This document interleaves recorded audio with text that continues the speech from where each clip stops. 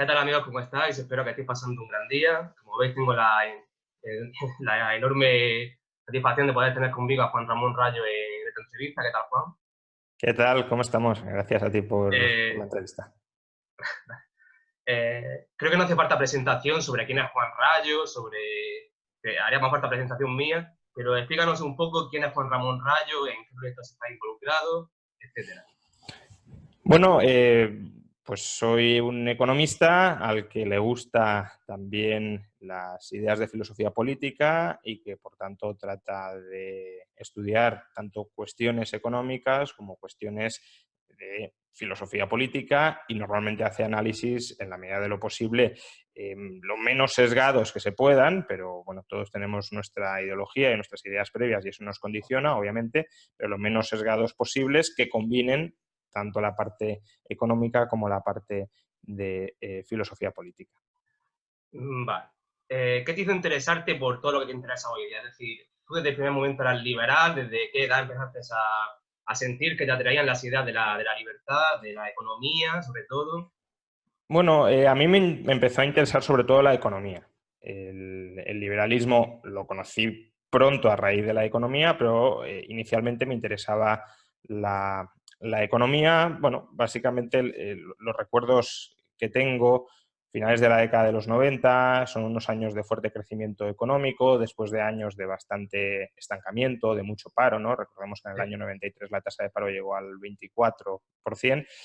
Entonces, bueno, ver ese cambio en la economía pues, te llama la atención, claro, y quieres entender por qué se produce, qué políticas son las que han permitido que España, de destruir masivamente empleo, vuelva a generarlo y que haya más oportunidades para más gente, ¿no? Que uno se pueda ganar más o menos la vida, a diferencia de lo que sucedió con la crisis del 93 y los años subsiguientes. Y bueno, pues a partir de ahí empiezas a investigar un poco, te empiezas a plantear algunas cuestiones, empiezas a encontrar algunas respuestas, te topas con algún libro, en mi caso fue Economía en una lección de Henry Hazlitt, que te cambia radicalmente las ideas, ¿no? Ves, o sea, más que cambiar las ideas, ya lo he contado alguna vez, lo de Henry Hazlitt, es que te das cuenta que muchas de las intuiciones económicas que tienes son radicalmente falsas o al menos pueden ser radicalmente Sí. falsas, con lo cual, claro, dices, de esto hay que aprender muchísimo más, no basta con intuir, con ver y con creer que solo viendo y llegando a esos razonamientos sencillos que, por desgracia, hoy tanto predominan la escena política, la escena mediática, que no basta con eso para llegar a un razonamiento económico sólido.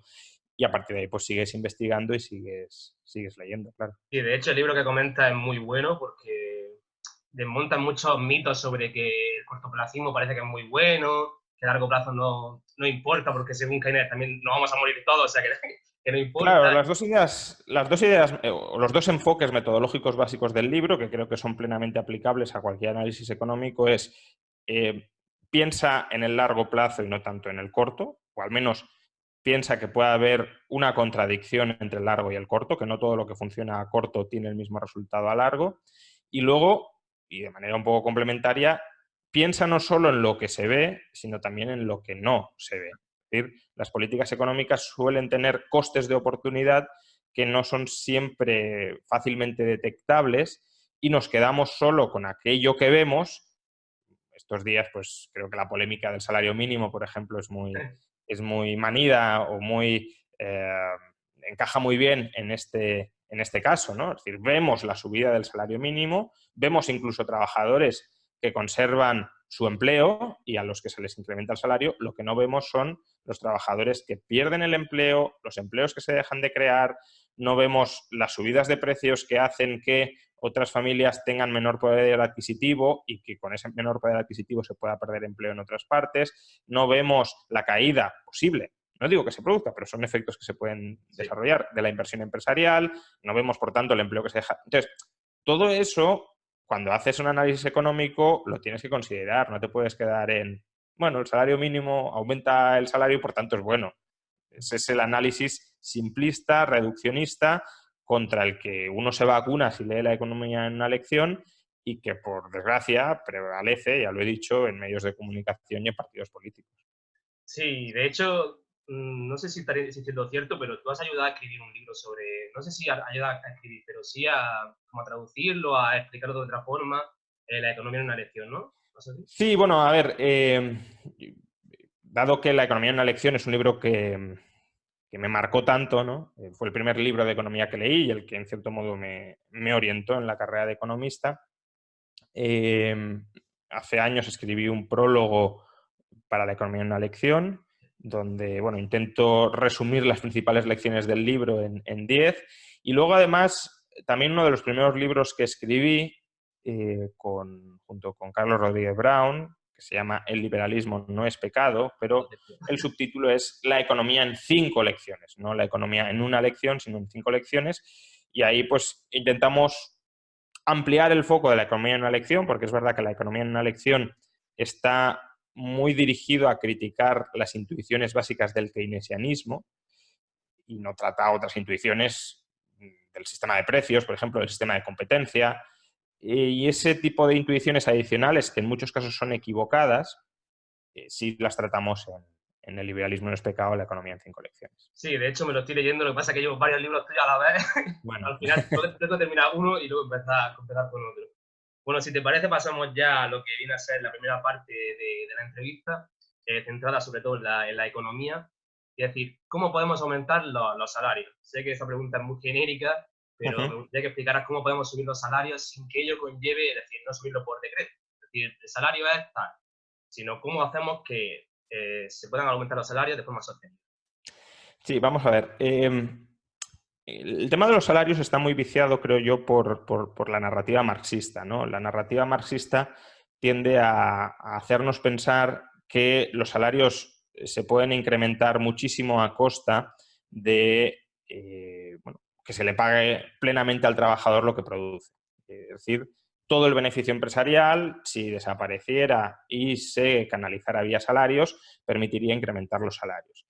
Y esto, obviamente, pues, si bajo ciertas hipótesis podría ser cierto. Si tú presupones que expropiando toda la propiedad a los capitalistas, pues se va a mantener la misma calidad de inversiones que hay ahora, no se va a bajar el ritmo de nuevas inversiones, etcétera, pues sí, claro. En lugar de que sean los capitalistas los que reciban rentas del capital, pasarían a ser todo rentas salariales y eso permitiría aumentar los salarios, aunque no tanto como dicen, ¿no? Porque parte de la renta del capitalista se tiene que reinvertir necesariamente para mantener el equipo productivo y eso el trabajador también lo tendría que hacer. Y esto es algo que, por ejemplo, Marx reconoce en la crítica al programa de Gotha. Pero bueno, ¿por qué decía esto? Porque aun cuando nos pongamos en el supuesto, digamos, marxista máximo, el maximalismo marxista, donde toda la renta iría a los trabajadores, fijémonos que la renta máxima que puede conseguir un trabajador está limitada por la renta per cápita de un país. Es decir, la renta per cápita no es más que el PIB, que todo lo que se produce, dividido por el número de personas. Entonces, el ingreso máximo en términos igualitarios, ¿no?, que puede recibir una persona es la renta per cápita. Y creo que la cuestión es cómo incrementamos esa renta per cápita. Porque claro, aumentar el salario lo podríamos aumentar para todas las personas hasta cifras igualitarias similares a esa renta per cápita. Más que eso ya no, porque ya no queda PIB que distribuir. Entonces, ¿cómo hacemos crecer el PIB? Pues hombre, el PIB crece por dos fuerzas. Una es la acumulación de capital y la otra es el progreso técnico muy ampliamente entendido. No solo tecnología, sino calidad de coordinación entre los factores productivos o eficiencia coordinadora entre los factores productivos. Entonces, la acumulación de capital depende del ahorro y la inversión que sea capaz de atraer un país. La eficiencia organizativa depende de la calidad institucional que tiene un país y, por tanto, de las oportunidades de nueva coordinación que se permiten emprender y se permiten descubrir. Básicamente de la libertad económica que tiene ese país. Entonces, ¿cómo conseguir incrementar la renta per cápita? Favoreciendo el ahorro y la inversión, es decir, bajando impuestos que gravan el ahorro y la inversión para que se acumule más capital y liberalizando la economía para que haya más oportunidades de nueva coordinación que puedan ser aprovechadas. Más acumulación de capital y mejor calidad institucional, al final se traduce en más crecimiento económico y más renta per cápita. En el mercado laboral, ¿esto en qué se materializa? Si los empresarios empiezan a acumular capital y además ese capital se vuelve muy eficiente gracias a la mejora de la calidad institucional, fijémonos que, al menos hasta el momento, a lo mejor el futuro cambia, pero al menos hasta el momento, capital y trabajo se complementan. Es decir, un capitalista no puede producir solo con un trabajador, o sea, solo con su capital, perdón, y un trabajador, aunque puede producir solo con sus manos, prácticamente no produce nada, por tanto también necesita capital. Con lo cual los dos van de la mano. Si un capitalista invierte más capital, necesita más trabajadores, demanda más trabajadores. Por tanto, cuanto más capital acumule, mayor irá siendo la demanda de trabajo. Y cuanto más trabajo se demande, primero, menor será el paro. Y una vez el paro se haya reducido mucho, si los capitalistas siguen acumulando capital y siguen demandando trabajo, ¿qué pasará con los salarios? Que subirán. ¿Y esas subidas serán sostenibles? Sí, porque la acumulación de capital incrementará la productividad del trabajador. Es decir, no solo es que el capitalista estará dispuesto a pagarle más, sino que podrá pagarle más. Y esa es la forma en la que los salarios de verdad han aumentado en los últimos 200 años. Imaginémonos que nos colocamos a principios del siglo XIX y llega alguien diciendo, no, vamos a subir los salarios por decreto. Pues hombre, ¿qué lo habría subido? No sé, de $20 al mes o de 30, 40 dólares al mes a 42, a 43, ya, pero es que la cuestión es subirlo a 2.000. Claro. ¿Y cómo lo subes? No por decreto, porque si no hay producción no lo puedes subir hasta ese límite, sino incrementando la productividad de la economía. ¿Cómo? Ahorro e inversión, reforma institucional, libertad económica. Bueno, yo creo que está muy bien explicado. Y, por ejemplo, otra cuestión que se debate mucho en los últimos años y que está siempre presente, y te hemos salido en televisión hablando de ello, es sobre la vivienda. ¿Cómo podemos hacer más accesible el mercado de la vivienda? Y esto también está relacionado un poco con lo anterior, porque no se soluciona por decreto, por una ley que diga tal, sino ¿cuál sería la solución, Juan? Sí, a ver, el problema de la vivienda es un problema grave, porque en cierto modo es una barrera muy importante y crecientemente importante a que la nueva generación de jóvenes adultos se conviertan en propietarios. Propietarios en sentido amplio, no propietarios de vivienda, sino que tengan un patrimonio. Sí. Es verdad que sería bueno que las personas tuvieran un patrimonio no solo inmobiliario, sino también financiero, pero bueno, al menos en España, en general, el 80-85% de la sociedad tenía un patrimonio inmobiliario.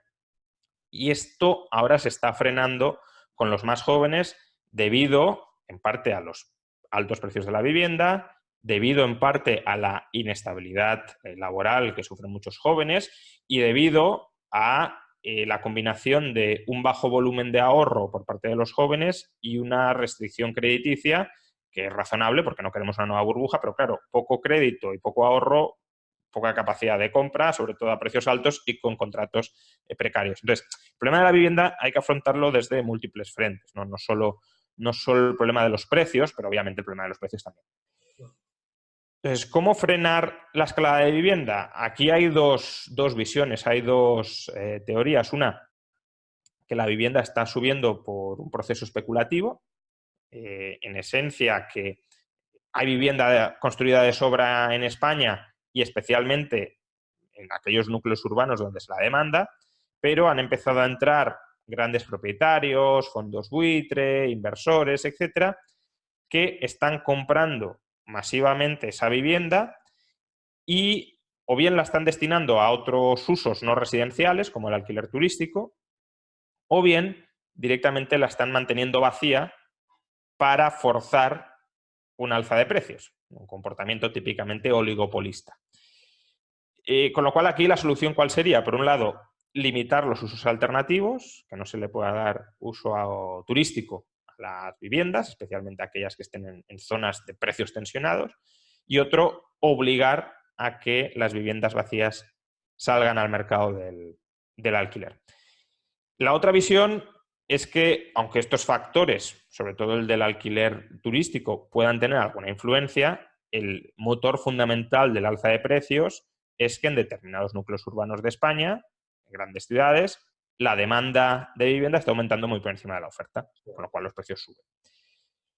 A ver, evidentemente si se toman medidas para limitar el alquiler turístico y para algunos precios vacíos que existan salgan al mercado, eso obviamente aliviaría algo los precios.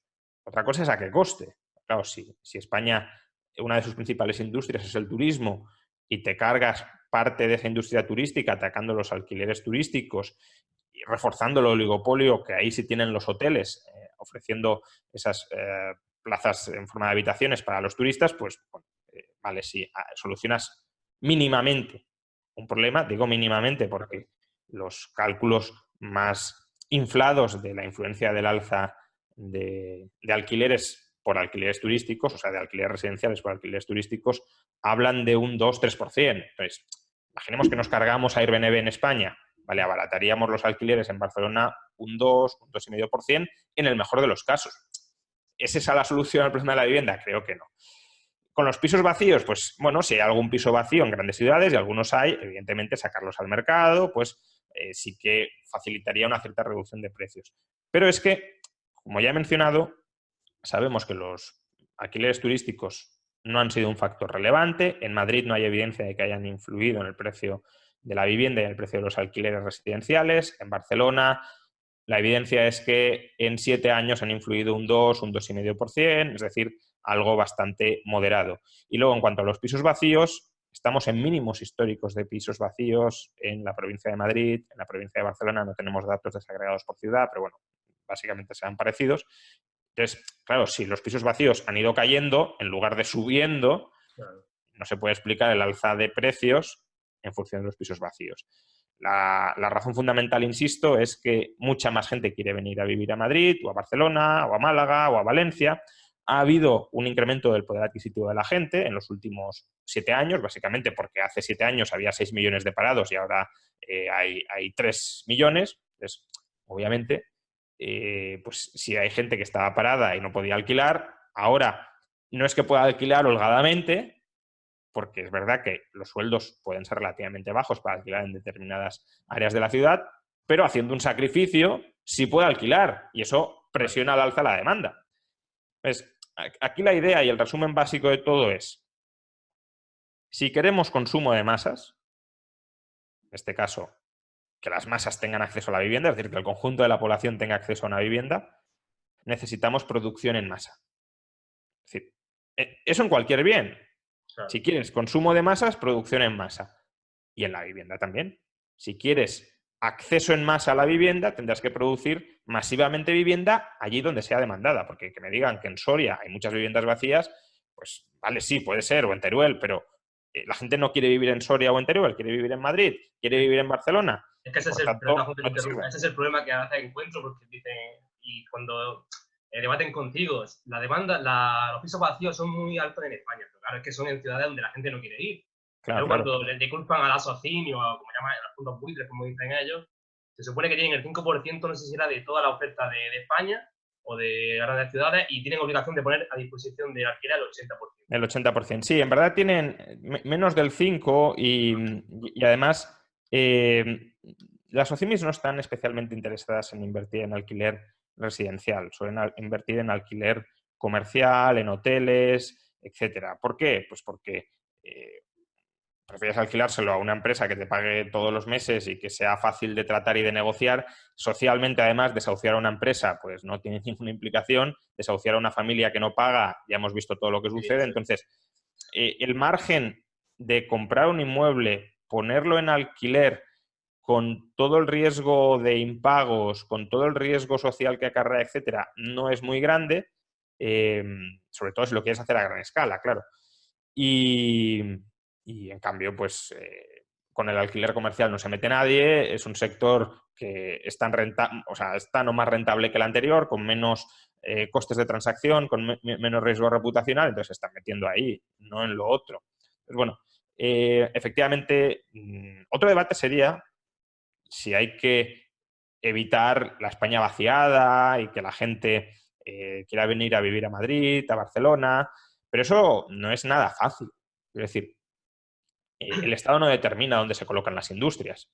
Las industrias se colocan cerca de otras industrias por economías de aglomeración. Entonces, no es fácil conseguir que las industrias que quieren venir a Madrid, Barcelona, etcétera, ahora quieran irse a Teruel o a Soria.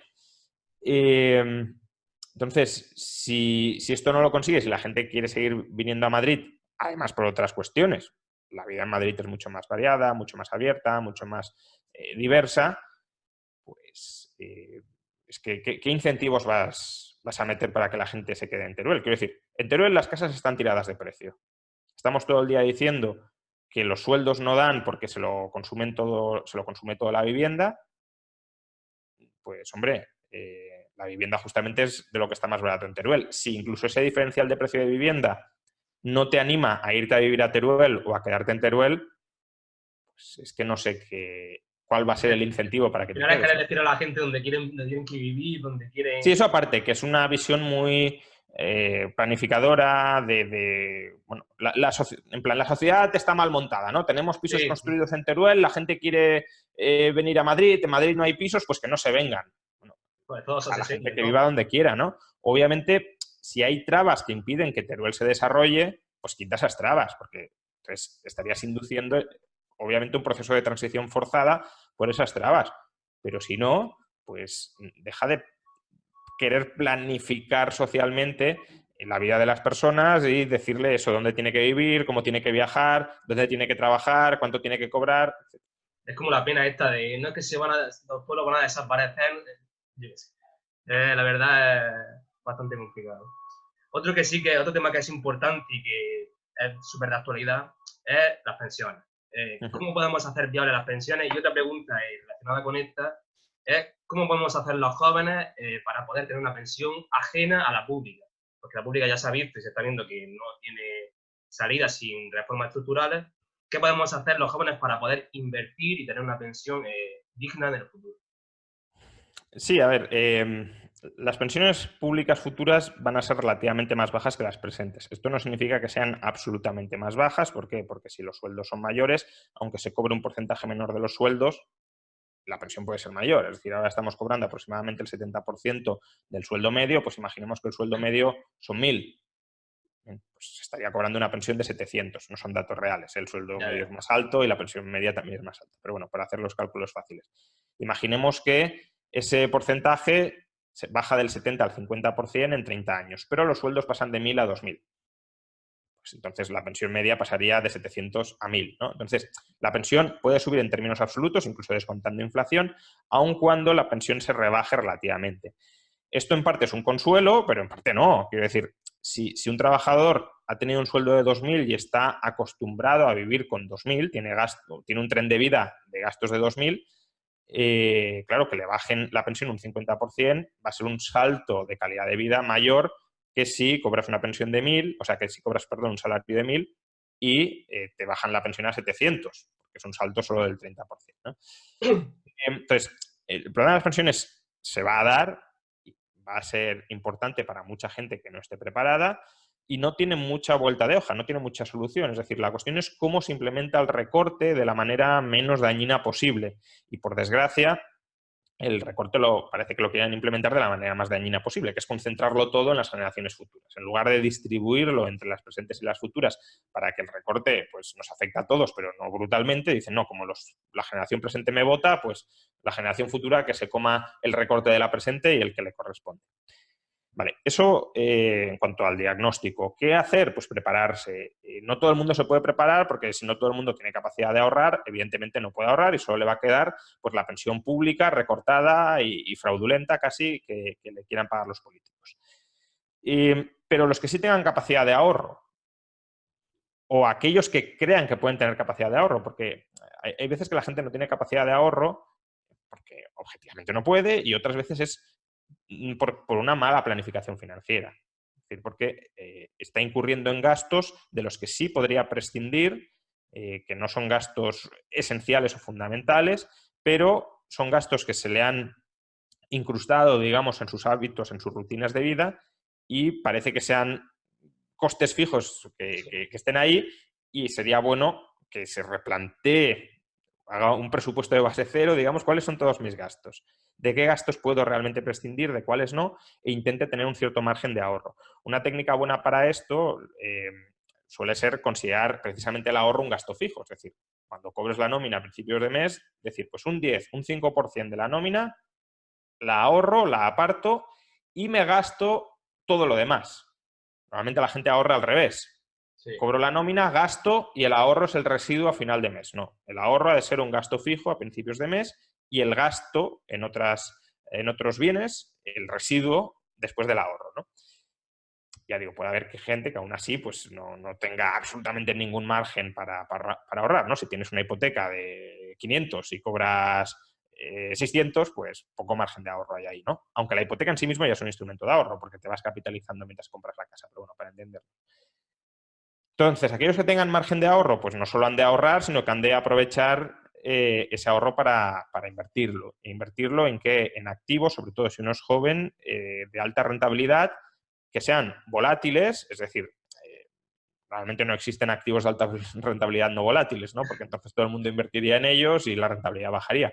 Entonces, activos de alta rentabilidad que serán volátiles y por eso mucha gente no quiere invertir en ellos y que precisamente porque no quieren invertir en ellos ofrecen alta rentabilidad y que permitan capitalizarse de manera muy notable. El mejor activo que tenemos, al menos para las masas de esto, es la bolsa, el mercado bursátil. Uno puede invertir directamente en bolsa comprando acciones, seleccionando acciones individuales. Esto, salvo que entiendas relativamente bastante de bolsa, no es aconsejable porque hay mucha más gente mucho mejor que tú haciendo lo mismo y por tanto no suele ser una estrategia ganadora. Y una alternativa para aquellos que no conocen tanto de bolsa y tampoco quieren conocer, porque a lo mejor a alguien le interesa aprender de bolsa e invertir por su cuenta, a lo mejor no es lo más rentable, pero sí les sirve como entrenamiento, sí les sirve como pagarse un máster, ¿no? Al final. Sí. Son los fondos indexados. Los fondos indexados es comprar parte de un índice que replique la bolsa. Sería como invertir directamente en el Dow Jones, en el Standard & Poor's, en el IBEX 35 y, bueno, pues cuando el índice sube, tu inversión, tu ahorro se revaloriza en el mismo porcentaje que sube el índice y cuando baja, pues cae en el mismo porcentaje, ¿no? A largo plazo, hombre, pues a largo plazo la bolsa americana, por ejemplo, la bolsa estadounidense, mejor dicho, ha dado una rentabilidad media de en torno al 7% al año.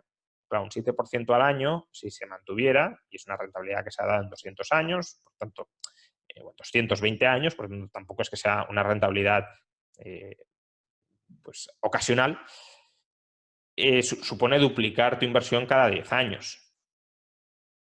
Entonces, claro, estamos hablando de que con un ahorro de 50 euros mensuales, pues uno puede amasar, habría que echar los cálculos, pero puede amasar fácilmente a lo largo de 30, 40 años, con estas rentabilidades, pues fácilmente un patrimonio de 300, 400, 500.000 euros, que ya suponen un complemento muy bueno para la pensión. Bueno, escuchándote me alegro mucho de haber empezado a invertir en fondos indexados desde hace un par de días. En nuestra segunda parte me gustaría que me hablara sobre ciertos temas, no ya del liberalismo económico, que solemos pecar a veces, en mi opinión, de hablar siempre de lo mismo, sino el liberalismo en lo social. ¿Cuál sería tu opinión sobre un tema que yo creo has dado muchas explicaciones, he leído mucho, he visto muchos vídeos tuyos, pero no terminas de dar tu opinión, o al menos no lo veo yo así, de forma clara, y es el tema del aborto. No, a ver, es un tema que no tengo claro. Entiendo cuáles son las posiciones liberales. Yo tengo mi posición. A mí el aborto es algo que no me gusta. Lo tiendo a ver como una agresión frente a los derechos del niño, pero también entiendo la otra postura, ¿no? Es decir, en el liberalismo hay esencialmente dos posturas radicalmente opuestas en torno al aborto. Unos son muy pro aborto y otros son muy antiaborto. Hay que entender por qué dos personas que se llaman a sí mismas liberales pueden defender, o sea, cada una de ellas obviamente puede defender posturas que son tan antagónicas. Y todo depende de cuándo consideremos que el nasciturus, que es un ser humano, creo que esto no admite mucha discusión, ¿no? Es un ser vivo, el nasciturus, y es un ser vivo de la especie humana, por tanto es un ser humano, pero cuando ese ser humano deviene persona sujeto de derecho. Una cosa es la cuestión biológica y otra es la cuestión jurídica. Y claro, trazar la frontera de cuándo empieza la personalidad y por tanto cuándo un ser humano, un ser vivo de la especie humana, adquiere derechos individuales plenos o cuasi plenos, pues es que es un debate, yo creo que incluso ajeno al liberalismo, ¿no? Es un debate que informa al liberalismo, pero que no puede resolver, a lo mejor sí, pero por eso digo que yo no lo tengo claro, que no puede resolver el liberalismo internamente. Tiene que coger pues otras pues, aportaciones tanto de la biología como de la filosofía no política, bioética, por ejemplo, y todo eso, pues el liberalismo puede tener cierta visión, pero que no es parte fundamental o fundacional del pensamiento liberal. Entonces, claro, si uno considera que el nasciturus, sobre todo, hasta determinado momento, ¿no? Porque, claro, a partir de determinadas semanas hay gente que lo defiende, ¿no? Peter Singer, por ejemplo, defendía el infanticidio, como que no era ya no del nasciturus, sino incluso del bebé que acaba de nacer, pero en general creo que la intuición moral es muy clara que a partir de determinadas semanas, cuántas es el debate, pero a partir de determinadas semanas sí tenemos ya un ser humano sujeto de derecho contra el que los derechos de la madre a expulsarlo o a desentenderse de él no pueden prevalecer. Esa sería un poco la postura antiabortista, y claro, la antiabortista más radical. Cuando digo radical no quiero decir, no lo digo con ánimo peyorativo, Sí. sino simplemente la más, que va más a la raíz o la más contundente, llevaría ese momento de surgimiento del derecho del nasciturus a la concepción, con lo cual el nasciturus estaría en todo momento protegido por su derecho a la vida frente a cualquier intento de agresión de cualquier otro agente, incluido su madre. En cambio, la postura abortista dentro del liberalismo lo que diría es, bueno, hay un determinado, como decía, una determinada ventana de semanas donde el embrión o el feto todavía no es persona o todavía no es sujeto de derecho. Con lo cual, cualquier acción que la madre dirija contra el embrión o el feto no está vulnerando los derechos de nadie. Por tanto, puede expulsarlo de su cuerpo o puede desentenderse de él sin ninguna consecuencia. Ya digo, no, es un debate que no tengo claro, aunque personalmente, aunque esto es casi más una intuición personal o una inclinación personal y por tanto no algo racionalizado que pueda defender con razones de peso y más allá de la emoción que a mí me genera, personalmente creo que la ventana de no sujeto de derecho no puede ser muy extendida. Incluso veo bastante razonable el que el embrión sea sujeto de derecho desde la concepción y que los padres, no solo la madre, que este también a veces es un debate viciado, ambos padres tengan obligaciones para con el embrión de cuidado, preservación y crianza hasta que se emancipe en la vida adulta. Pero bueno, es una postura, ya digo, que entiendo se pueda contradecir, porque también hay razones para extender la ventana a algunas semanas, 8, 9, 10, 12, 14, mucho más de 14 personalmente me parece un cierto barbarismo, ¿no? O sea, ya prácticamente sí veo el infanticidio ahí muy claro. Antes, no es que no lo vea, pero entiendo que hay argumentos en los que el embrión pues, tiene un grado de desarrollo muy inicial y por tanto se pueda considerar que ahí todavía no hay pues, un sujeto de derecho que pueda oponer o que tenga sobre el que se tengan obligaciones de cuidado. Sí, yo además creo que, como dices, es un tema bastante complicado porque es que hay muchas posturas y muchos argumentos al respecto, y no ya desde el punto de vista liberal, sino cualquier persona que sea liberal o no liberal, puede tener mucha discrepancia en cuanto a ello. En tu libro Liberalismo en 10 principios, que lo tengo aquí, habla sobre temas como la gestación subrogada, la prostitución, drogas. Sobre esto has dado muchos argumentos y me gustaría preguntarte sobre qué feminismo ves tú que sí es compatible con el liberalismo. También lo explica en el libro, obviamente, pero me gustaría saber, que lo dijeras, qué feminismo sí ves compatible y cuál no ves con el liberalismo. Bueno, hay un feminismo que es obviamente compatible, que es el feminismo que reivindica la igualdad ante la ley, la igualdad jurídica, la no discriminación legal entre hombres y mujeres, que es el primer feminismo, si lo queremos llamar así. Mucha gente dice, pues hombre, para esto no hace falta un movimiento específico, ¿no? El liberalismo también defiende la igualdad ante la ley, por lo tanto, ¿para qué llamarse feministas si llamándote liberal ya estás defendiendo lo que consideras defendible de ese feminismo?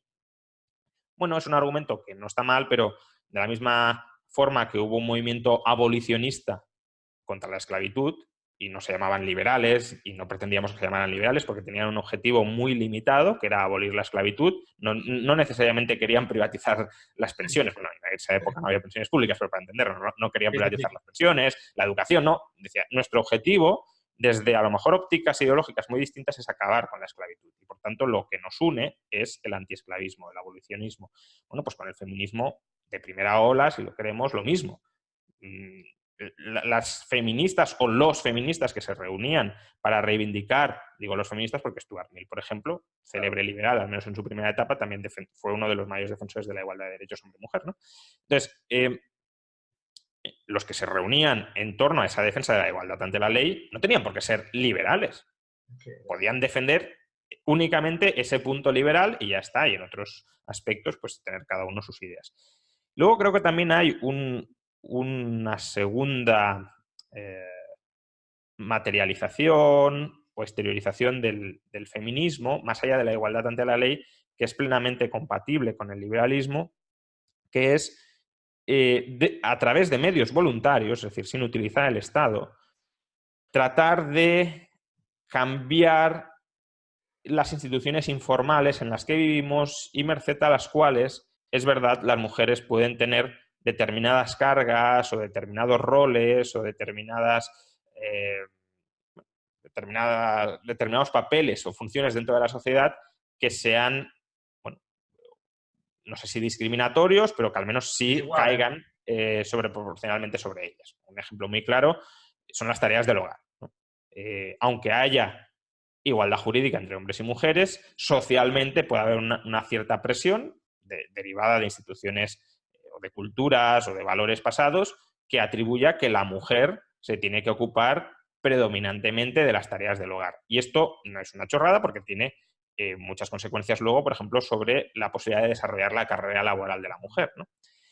Entonces, puede haber un movimiento que no necesariamente sea un movimiento liberal, pero que sí sea compatible con el liberalismo, que intente cambiar a través de campañas de concienciación no subvencionadas, nada parecido, la percepción social sobre eso. ¿Por qué solo la mujer se tiene que ocupar de las tareas del hogar? ¿O por qué a la mujer le corresponde hacer tareas del hogar en una proporción mayor al hombre? ¿Y por qué no repartírselas equitativamente?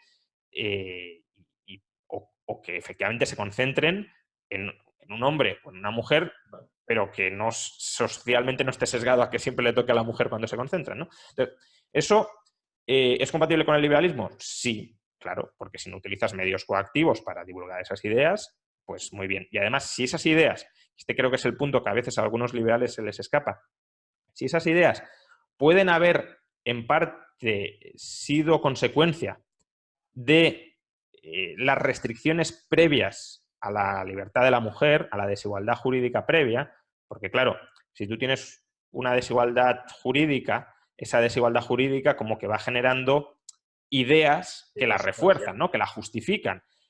Tú te puedes haber cargado la desigualdad ante la ley, pero las ideas que la reforzaban, que la legitimaban, que la justificaban, pueden seguir ahí durante mucho tiempo. No son las consecuencias, como hemos dicho antes, que no vemos, sino que directamente... Por ejemplo, en el tema de la esclavitud. ¿Cómo se justificaba la esclavitud? Pues que obviamente los negros eran inferiores a los blancos. Entonces, tú te puedes haber cargado la institución legal de la esclavitud, pero el prejuicio Claro, queda de ahí. que el negro es inferior al blanco puede seguir ahí. Con lo cual, desde un punto de vista liberal, podría decir, ya hemos terminado cuando hemos restablecido la igualdad ante la ley. Y es verdad que un liberal no puede hacer mucho más sin atentar contra las libertades de otros, o al menos no puede hacer mucho más, mejor dicho, desde la esfera pública. Pero sí se puede hacer más para cambiar la visión errónea que, o injusta o no equitativa que podemos tener sobre determinados asuntos. Donde el feminismo, desde luego, sobrepasa cualquier compatibilidad con el liberalismo es cuando intenta instrumentar la política y el Estado para reprogramar socialmente a los ciudadanos, para reeducarlos, readoctrinarlos en los valores que ellos o que ellas consideran más adecuados o consideran socialmente positivos. No digamos ya cuando además el feminismo se mezcla con anticapitalismos o con movimientos marxistas varios, donde ya directamente se ve la institución de la familia como la fuente de la opresión y de la transmisión de la desigualdad entre generaciones, donde se ve que, donde se considera que un hombre se junte con una mujer prácticamente ya es opresión per se del hombre sobre la mujer. Entonces, todo esto, obviamente, aparte de tener nula base social, de ciencias sociales, aparte, obviamente, tiene un programa político que ataca directamente contra la viabilidad de un sistema liberal. Entonces, ahí ya no es solo ilegítimo el medio que utilices, sino que incluso el fin que intentas alcanzar en muchos casos, cargarte la propiedad privada, por ejemplo, Sí que al final es mezcla, perdona un que te fin interrumpa, Juan, que mina el liberalismo. mezcla, por ejemplo, Irene Montero, ahora se escucha el otro día, que dijo que feminismo es redistribuir la riqueza, es que ya mezclan cosas que feminismo puede ser tanto para derechas como para izquierda, yo creo que no tiene ni Sí, bastante pero sentido. a ver, es que claro, hay críticas que se pueden hacer desde el feminismo que pueden tener cierto sentido, pero que se instrumentan para otras cosas. Por ejemplo, cuando Irene Montero dice feminismo es redistribuir la riqueza. Hombre, uno puede decir, históricamente las mujeres han sido capaces de acumular un menor patrimonio que los hombres por esa desigualdad jurídica, incluso desigualdad en la dotación de capital humano, históricamente heredada. Pues si una mujer no estudiaba en la universidad, difícilmente podía tener un alto salario. Si no salía del hogar y no trabajaba fuera, pues no tenía salario propio. Bien. Entonces, ¿que puede haber una desigualdad patrimonial heredada? Sí. Eh, que, que pueda haber medidas no coactivas que intenten compensar esto, pues por ejemplo campañas para animar a que las mujeres estudien en la universidad, para asociaciones que den cursos financieros para mujeres si es que han tenido menos experiencia históricamente para invertir, etcétera. Pues sí, sí que hay cosas que se pueden hacer. Ahora, decir, no, es que tenemos que utilizar la fiscalidad, tenemos que utilizar la regulación para transferir riqueza de unos a otros, riqueza que unos han adquirido legítimamente, por mucho que sean hombres, ¿no? Y que otras personas puede que históricamente se les haya privado de esa riqueza ilegítimamente, pero eso no legitima, no las legitima o no los legitima a atacar la riqueza legítima de otros, ¿no? Entonces, claro, a partir de un cierto pozo razonable, ¿no? Se podría debatir y se podría ver qué cosas se pueden hacer respetando los derechos de todos. Ya directamente pasan a decir, bueno, como esto puede ser un problema, nos cargamos la estructura de derechos básica y además nos la cargamos en el sentido que a mí me interesa, que es cargarme la institución de la propiedad privada, porque no creo en última instancia en la propiedad privada, o al menos en la gran propiedad privada. Bueno, yo creo que es muy claro lo que has dicho, muy interesante. En tercer lugar, me gustaría preguntarte sobre cómo podemos los liberales difundir mejor el mensaje, nuestro mensaje en redes sociales, en los medios de que disponemos, en nuestro día a día, porque me da la sensación de que pegamos mucho no sé si de soberbia, pero de darlo todo por hecho, de darlo todo por entendido, y a veces hay que explicar las cosas más básicas porque parece que no han llegado a calar. Hombre, lo primero es, nunca está de más revisar críticamente las ideas que uno tiene, porque, bueno, digamos, aunque creamos que tenemos razón, todo el mundo tiende a pensar que tiene razón y podemos estar equivocados.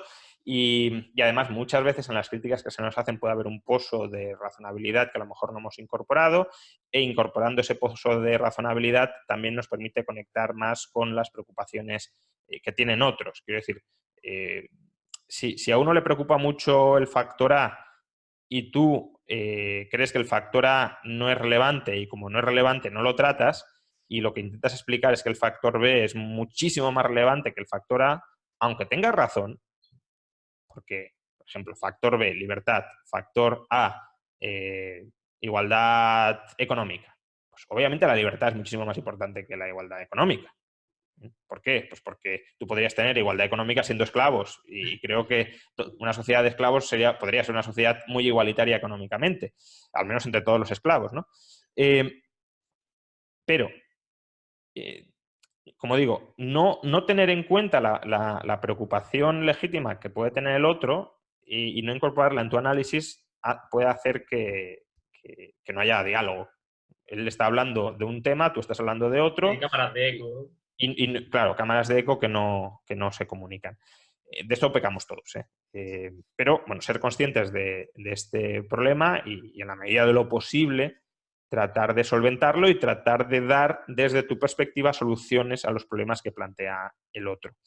Entonces, una vez eso está claro, es decir, tener bien claras tus propias ideas, revisar tus propias ideas para ver los errores que pueden contener, es decir, estar actualizado con respecto a la generación de nuevo conocimiento y luego reformular tus ideas para que sean inteligibles para otros y para que atiendan las preocupaciones legítimas que tienen otros, pues ya lo que queda es ser más eficientes en la divulgación, ¿no? Y eso, pues, yo no soy, o sea, al menos desde luego yo no tengo estudios reglados al respecto. Otra cosa es que con experiencia, pues al final, con fuerza de práctica, pues uno vaya adquiriendo cierto expertise, pero creo que sería más aconsejable preguntar a expertos en comunicación cómo se pueden divulgar mejor las ideas.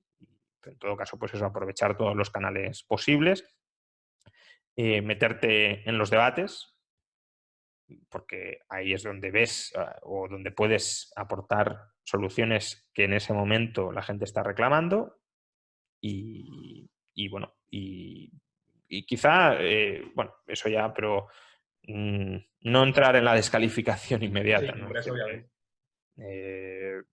aunque los otros te descalifiquen, porque, bueno, sobre todo cuando no hay contacto físico, no hay presencia física, a través de redes puede haber una tendencia a descalificar muy rápidamente al otro.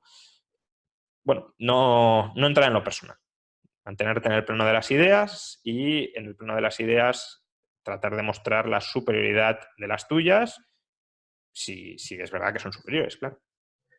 Por cierto, Juan, dices que no era un experto, pero bueno, era un grandísimo comunicador. De hecho, yo me empecé a interesar por el liberalismo un día, no sé si fue hace un año, hace 2 años, que fuiste a dar una charla, una conferencia, un debate con Eduardo Garzón en Almería, no sé si lo recuerdas, y no lo pude ver hasta el final, pero me interesó tanto que luego te busqué y bueno, ya vi muchísimas cosas. Sí, sobre la seguridad social, si no recuerdo mal, Las sobre el pensiones. sistema de pensiones, sí. Bueno, ya si te parece, voy a preguntarte un par de cosas que me ha preguntado la gente, que te las traslade. En primer lugar, y yo creo que esto nos lo preguntamos todos, ¿cómo es un día a día en tu vida? Es decir, ¿cómo te organizas para poder estar en la radio, salir en televisión, escribir artículos que es que no da tiempo ni a leerlos porque es que no ha escrito uno cuando ya salió el otro, libros, todo, discutir en Twitter? Bueno, ¿cómo es el día a día? Pues bueno, siempre. Yo escribo un artículo todos los días. Entonces, bueno, eso ya te lo programas para el día anterior. Como poco tienes que pensar el tema, salvo que no haya nada y confíes en que salga al día siguiente un tema interesante. Si puedes el día anterior, pues incluso escribir el artículo, si te da tiempo. Aprovechar los ratos libres para escribirlos. Sí, yo, por ejemplo, no sé, saco a pasear al perro, ¿no? Saco a pasear al perro 2 veces al día. Kira, ¿no era? ¿El qué? Kira, digo el nombre Ah, sí, de... Akira, sí, sí. Entonces, bueno, pues si puedo, intento escribir el artículo mientras o durante los ratos que estoy sacando a pasear al perro, ¿no? No todos, porque hay algunos que requieren, tratamiento de datos, representación gráfica, y obviamente eso no lo vas a hacer con el móvil, pero los que son más expositivos sí se pueden, en muchos casos sí se pueden escribir de esa manera, ¿no? Por ejemplo, el que salió el miércoles en el Confidencial sobre el salario mínimo y consumo, bueno, pues ya me había mirado toda la literatura, pues es simplemente resumirlo y la tienes en la cabeza y lo puedes escribir, ¿no? Y luego, pues, bueno, Twitter también, pues, aprovechar los ratos muertos o los ratos libres que tienes y televisión, pues cuando te llaman, buscas ese hueco. También los ratos libres en televisión, que son bastante abundantes, porque claro, en televisión puedes perder 3 horas para hablar 20 minutos. Sí. Pues ahí también, si tienes ratos libres, de nuevo, aprovechar para escribir. Sobre todo, ya digo, que no haya huecos desaprovechados, ¿no? Si tienes que hacer muchas cosas, claro, yo no estoy en contra de la ociosidad y del esparcimiento, pero si tienes que hacer muchas cosas, tienes que buscar dónde encajarlas. Y luego ya los bueno, aparte las horas de clase, que según las fechas me consumen más o menos. Ahora mismo no tengo una carga excesivamente agresiva, pero bueno, el trimestre anterior sí podía tener fácilmente todos los días entre 4:30 y 8 horas de clase, con lo cual ahí pues te consume, evidentemente. Y luego ya los huecos que sí tienes libres, pues eso sí, dedicarlos a la investigación y la escritura, que en mi caso normalmente van de la mano, porque suelo escribir libros de temas que me apetece investigar y profundizar, con lo cual voy investigando, voy escribiendo, reescribo cuando investigo y veo cosas. Entonces, bueno, esa es un poco la organización, ¿no? Al final, es lo que siempre digo, de todas formas, son muchas actividades, es verdad, pero son actividades que están todas muy relacionadas, con lo cual hay muchísimas sinergias.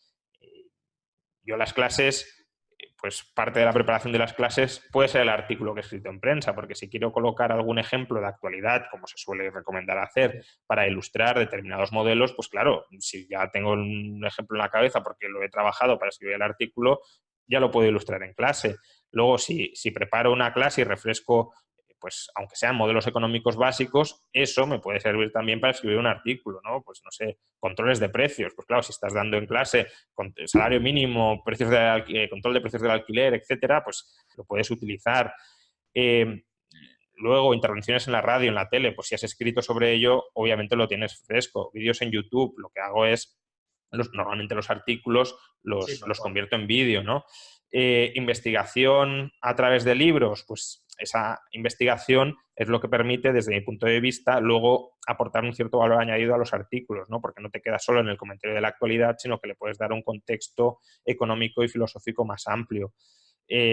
También el análisis de la actualidad en ocasiones te hace ver o te permite buscar ejemplos para que las teorías filosóficas y económicas expones en los libros, que pueden ser alta teoría económica, alta teoría filosófica, muy abstracta, muy general, muy de autores de peso, pero que puedan tener una cierta materialización más visible, más comprensible, incluso para buscar excepciones, para buscar críticas.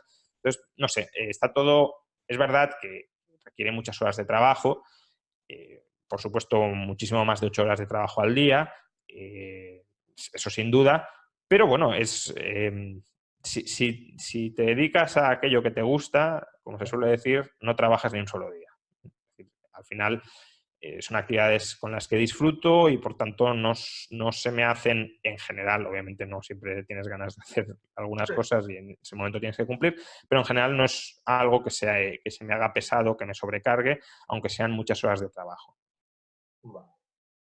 Bueno, esto ya responde a otra pregunta que tenía, que era cómo te preparas los debates, me la has contestado investigando muchísimo.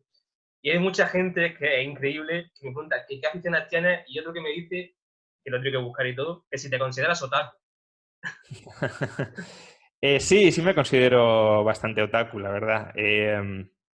O sea, sí, bueno, aficiones como el tiempo de lectura básicamente lo concentro en ensayos, porque no tengo tiempo, por desgracia, para leer novela. Cuando digamos, el consumo de mi vista en lectura lo tengo que dedicar al ensayo, pues sí me gusta luego la parte de ficción, ¿no? Que creo que todos tenemos, o casi todos, pues que sería ideal pues poderlo dedicar al menos en parte a la literatura si lo destino a series de televisión, y especialmente bueno, me gusta bastante el anime dentro del género de series de televisión.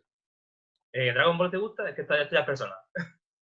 Sí, bueno, o sea, yo creo que para las personas que tenemos cierta edad es un poco la serie que nos introdujo a todos bueno, a todos los que les guste, claro, a todos en este mundo.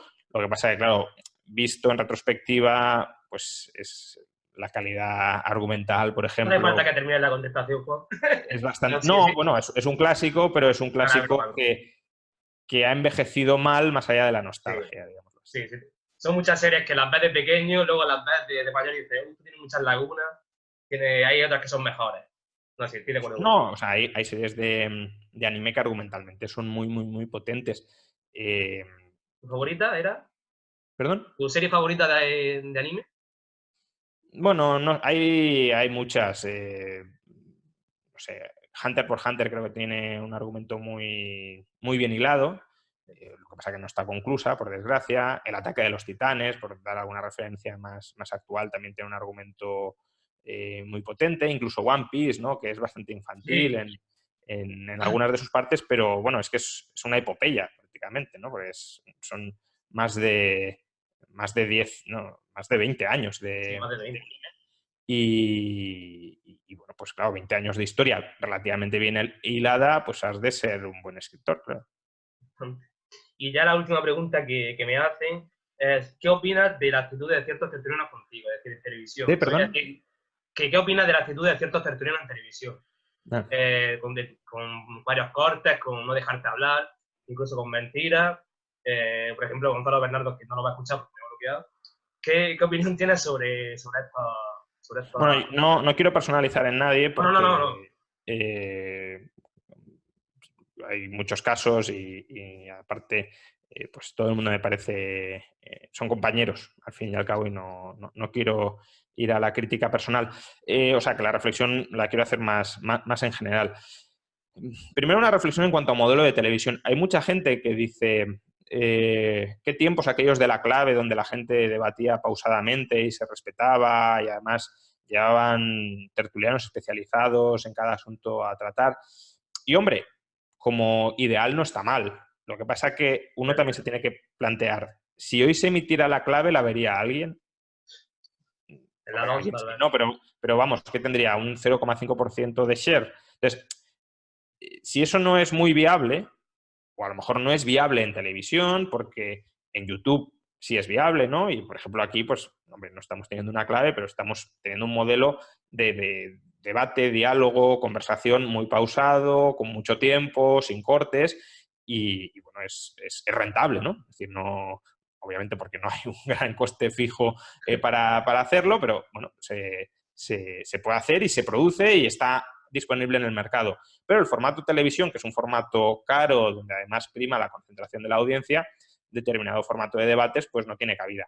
Y dentro del debate que tiene cabida, pues por desgracia, o por suerte, no lo sé, pero en todo caso es un modelo pues que muy dinámico, digámoslo así, ¿no? Es decir, con intervenciones muy cortas, donde se busca la confrontación de puntos de vista, en cierto modo se busca el espectáculo, y esa es la televisión no solo en materia política, sino en prácticamente cualquier otro tipo de debate que quieras hacer, porque es eso lo que la gente quiere ver y es eso con lo que la gente puede aguantar 3-4 horas mirando un debate político. Entonces, bueno, dentro de ese debate hay determinadas dinámicas que a mí no me gustan, pero que en todo caso forman parte del mismo, que es pues eso, interrumpir al otro, pisar al otro, no dejar hablar al otro.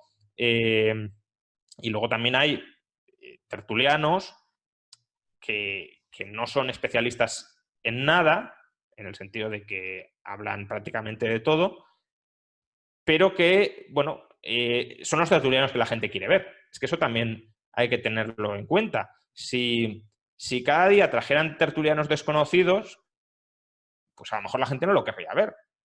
¿Por qué? Porque tú, ya, cuando quieres comentar el debate del día siguiente, Quiero saber la opinión de lo tal que en parte persona. comentas es, y escuchaste lo que dijo y este es alguien que identificas muy bien, que conoces, que los dos sabéis qué pensáis de él, etcétera. Entonces, claro, esa tertulia casi familiar, ¿no? Cambiando los tertulianos, pues no se podría tener. Y eso también repercutiría sobre la audiencia. Entonces, tener tertulianos que hablen de todo, si bien, claro, permite en muchos casos un nivel de profundidad muy bajo, porque nadie puede saber de todo. Yo justamente siempre he pedido, por no caer en eso, que solo me llamen para hablar de temas de economía. E incluso en temas de economía, pues a lo mejor tampoco me tendrían que llamar para todo, porque yo soy especialista en determinadas cosas, no en todo. Entonces, incluso trayendo a un especialista, a un economista que ya podemos considerar especialista, pues tampoco es un especialista a lo mejor en el tema económico que se está tratando. Entonces, bueno, ya digo, eso hace que el análisis pierda profundidad, pero permite que llegue a mucha más gente de la que llegaría. Bueno, entonces, no sé, es un formato de televisión que lo podemos considerar criticable, pero es el formato de televisión que, ya digo, por suerte o por desgracia, es el que hoy en día permite que algo de política, algo de economía llegue a la gente, llegue al gran público. A lo mejor algunos consideran que sería mejor que no llegara absolutamente nada, ¿no? Pero si queremos que llegue algo o si pensamos que puede ser bueno que llegue algo, el formato me temo que tiene que ser ese. Y dentro de ese formato pues encajan tertulianos más o menos habituales, que la gente pueda reconocer siempre sus caras, los identifique, sepa cómo piensen, y que precisamente porque son tertulianos que están siempre ahí y que tienen que hablar de todo, pues el tertuliano podrá ser más o menos diligente en el sentido de, pues si voy a hablar de estos temas, voy a intentar preparármelos un poco. Hay algunos que ni eso, pero hay gente que sí intenta hacer su trabajo de, aunque no sea especialista, pues en el sistema eléctrico, si me toca hablar de la electricidad, voy a intentar informarme un poco, pero obviamente el trabajo de campo que puedes hacer el día previo para entender un tema que es muy complejo, pues bueno, es un grado de profundidad relativamente escaso. Y luego yo creo que también se favorecen dinámicas de que esto no se haga, porque claro, si nadie se prepara bien los temas, ¿para qué te los vas a preparar tú, ¿no? Con 4 chascarridos ya puedes más o menos salvar el tema. Ahora, si aparecen algunos que se los preparan, pues claro, tú también te los tienes que preparar para no mostrar que no ha sido Sí, que a preparado. poco que rasques ya el argumento queda un poco... Y ya por último, dos cosas que me gustaría preguntarte, si nos queda tiempo, es ¿cómo le explicaría esto? Me interesa mucho y también para poder hacerlo, ¿cómo le explicaría a alguien que no es liberal, que tampoco tenga conocimiento ni de política en general, que el liberalismo nos puede beneficiar a todos muchísimo sin tener que coartar nuestras libertades? Bueno, el liberalismo primero es el respeto a los derechos de la persona y por tanto lo que habría que plantearse es si yo me puedo beneficiar conculcando los derechos de los demás, está bien que me beneficie así, o lo que me convierte es en un parásito de las libertades de otra persona. Y luego, justamente por esto, creo que hay una visión de la sociedad que consiste en solo nos podemos beneficiar si unos grupos parasitan a otros. Ya sea que los ricos parasiten a los pobres o ya sea que los pobres parasiten a los ricos, que es la visión de suma cero. Para que unos ganen, otros han de perder.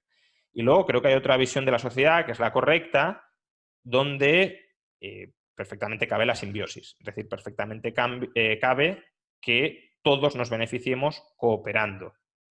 Y el liberalismo lo que promueve es ese marco de cooperación. El liberalismo lo que promueve es que las personas puedan tratar de beneficiarse de unas a otras a través de relaciones cooperativas y voluntarias. Yo coopero contigo si creo que voy a salir beneficiado y tú cooperas conmigo si crees que vas a salir beneficiado.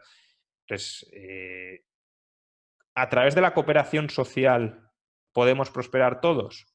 Si la respuesta es que sí, y creo que en general la gente tiende a responder que sí, porque la gente ve el potencial de la cooperación, entonces el liberalismo es la respuesta, porque el liberalismo y el mercado más en particular es la infraestructura para permitir la cooperación social a la mayor escala posible. Bueno, me parece fantástica la respuesta. Y por último, ya la última pregunta, sí que es verdad. ¿Qué consejo le daría a la persona que esté interesada por un tema, todos tenemos distintos intereses, para conseguir éxito, para poner su granito de arena en el mundo? Tú has tenido éxito en la economía, aunque dirás que no es para tanto, pero lo has tenido, es una persona relevante en la economía. ¿Qué consejo le daría a alguien para poder sumar en todo lo que haya en el mundo y que pueda aportar su grano de arena. Bueno, tú lo estás diciendo, ¿no? Al final, el éxito en una economía tan sumamente especializada y donde hay tanta gente buena especializándose es diferenciarte y aportar tu grano de arena. Entonces, mi consejo es dedícate a aquello que te apasione, porque para ser bueno o para ser suficientemente bueno vas a tener que dedicar muchísimas horas y es muy complicado dedicar muchas horas a algo que no te guste. Entonces, dedícate a aquello que te guste, trabaja muchísimas horas y especialízate y diferénciate en algún campo que no esté siendo atendido por ninguno de los mejores especialistas que haya en ese campo. Entonces, si consigues esto, probablemente consigas una de dos cosas o las dos, ¿no? Y con las dos, digamos, tienes éxito. Una es